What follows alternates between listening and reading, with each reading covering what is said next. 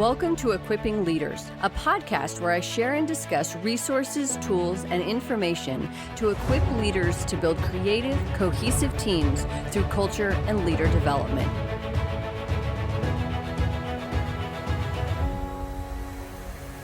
Welcome to the Equipping Leaders podcast. I'm your host, Natasha, and we are in part 3 of our leadership and character study of Dwight Eisenhower. And today I'm going to talk about personality management.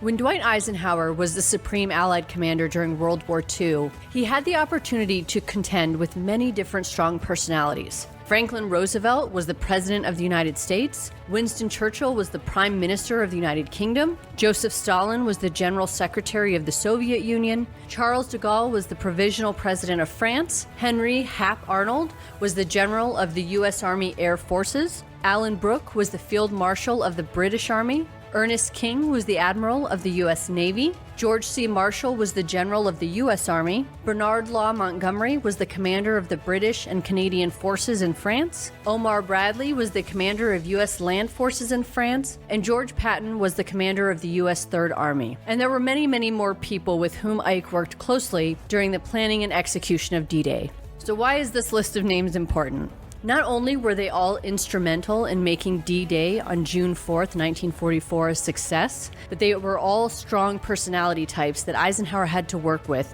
regardless of disagreements or perspective. When you have such strong leaders all working toward the same thing, there's bound to be some headbutting and arguments along the way. But when Eisenhower was assigned as the Supreme Allied Commander, he had to use his interpersonal skills to work with others, gain buy-in, and inspire action towards the goals. One of the main ideals behind how Ike managed the personalities around him was that he never believed that he was above others and never took himself too seriously. He once said, "Always take your job seriously, never yourself." He viewed every endeavor as a team effort.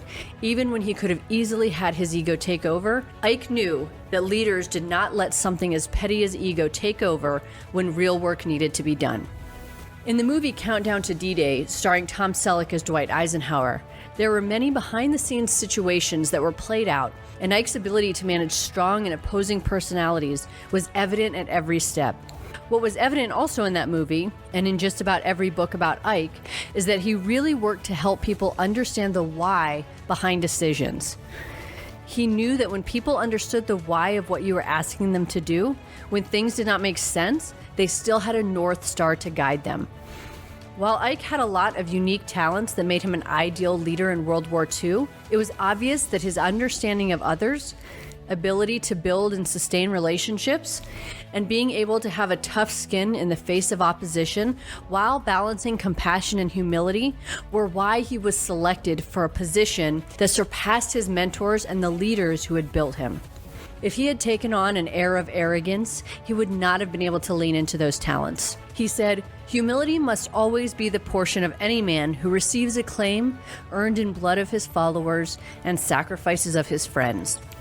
This shows the side of Ike that understood the huge responsibility that comes with a lot of power and how you have to remain very human to navigate that successfully. Personality management is an area where I've always been able to pull a lot of inspiration from Eisenhower. Most of us have been in professional situations where there are people who we just don't vibe with, and it's important to remember why we are there, to perform a certain way or accomplish something. I once attended a talk with Jocko Willink, and he said that there are people that he worked with who he did not like. And then when he asked the group what we thought that relationship was like, people threw out their different answers, but then he said, no, the relationship was great, because that's part of his job. So this is so important to understand in leadership, because part of our job is relationship cultivation. If we cannot get along with people, or get along with even just one someone, it hinders our ability to be effective. It's not even about compartmentalization. It's about focusing on what needs to happen to move your team forward. And the last thing you want is your inability to get along with someone be the reason for a team's failure.